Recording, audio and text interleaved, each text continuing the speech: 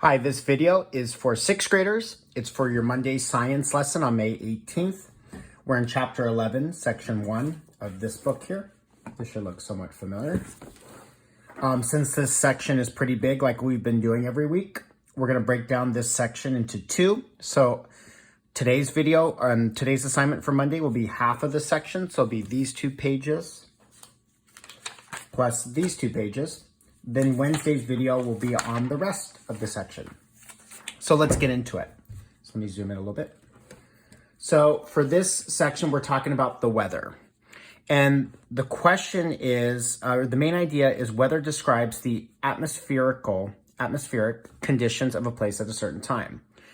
Now, in our class, I like to go over the weather since we haven't been in school in a while. One of your questions in your Google Docs is going to ask you about this figure 1 on page 468 down here.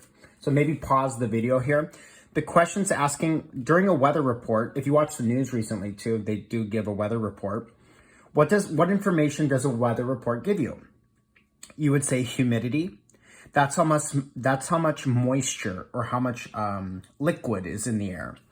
It tells you if it's going to be a windy day, and if so, how fast. The barometric pressure, that's sometimes, have you ever had like your ears popping or your throat feels a little funny, especially when you go up altitude and when you go up a mountain? That's the barometric pressure too. Or if you dive in a pool, the deeper you go into the deep end, your ears get like sort of heavy. You can feel the pressure. That's what it's talking about too. Another thing it tells you is visibility.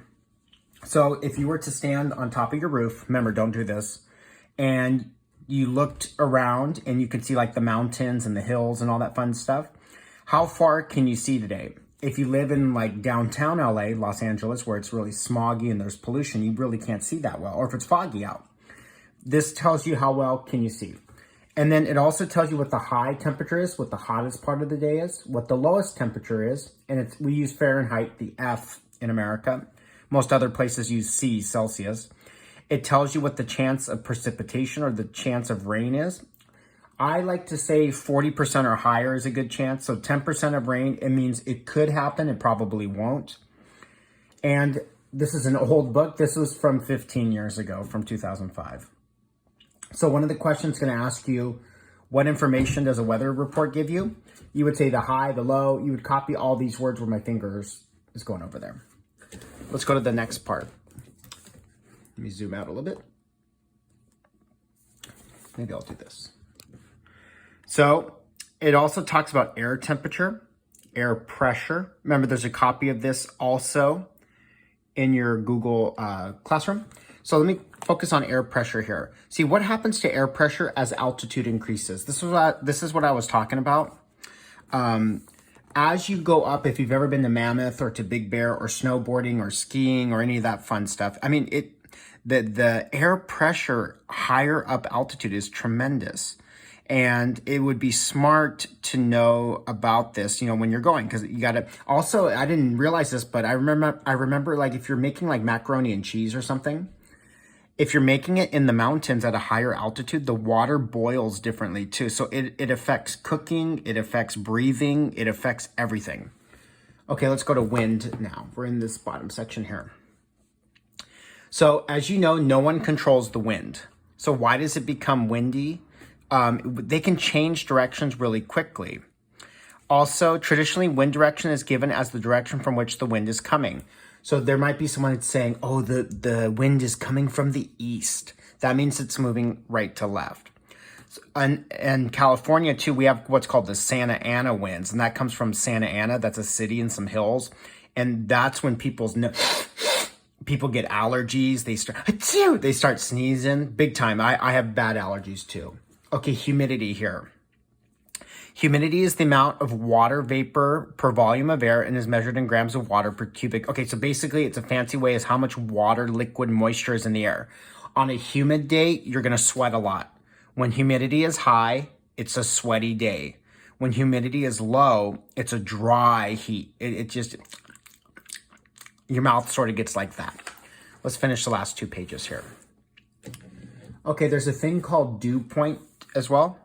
So the temperature at which air becomes fully saturated with water vapor and condensation forms is called a dew point.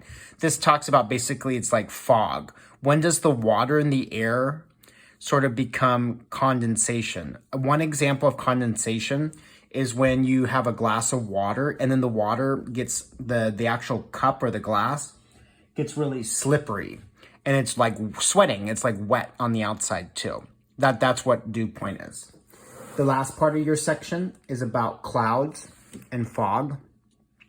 So as you know, when you look up in the sky, there's definitely different types of clouds.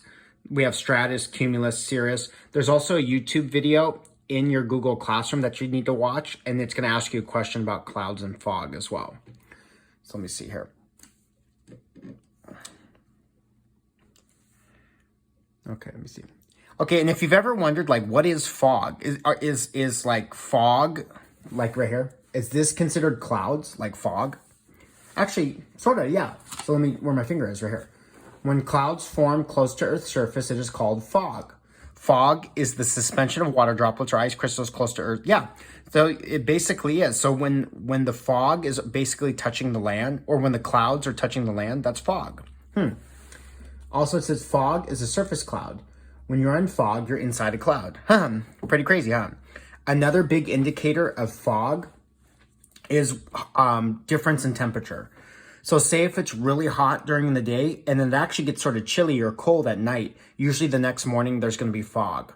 So when you see a drastic, that means a big difference in temperature, you'll usually see some fog. So that's it for this half of the section.